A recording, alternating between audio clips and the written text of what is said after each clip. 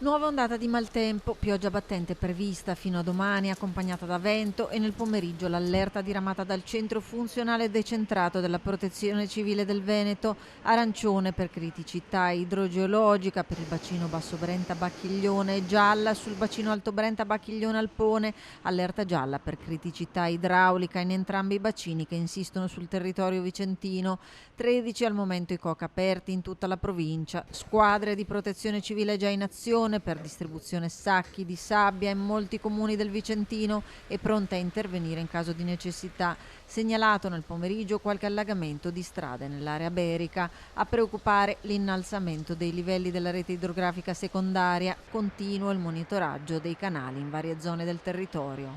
Con la protezione civile del comune di Brendola stiamo monitorando il livello idrico di due importanti scoli, lo scolo Cavazza che arriva dal comune di Montecchio e dal nuovo casello delle A4 che ha alzato abbastanza i livelli e il fiumicello Brendola.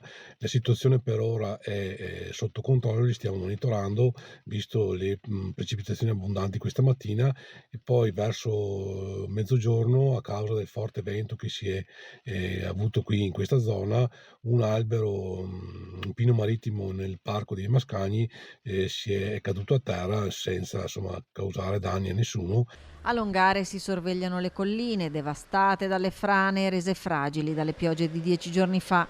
COC che resta aperto e protezione civile attiva per il monitoraggio costante della situazione. Quello che è il rischio in questo momento vero è il tema appunto idrogeologico, quindi tutto il versante collinare ci spaventa, ci preoccupa e quindi il monitoraggio e il controllo è concentrato in questo momento in quella fascia particolare. Quindi attendiamo e vediamo adesso lo sviluppo.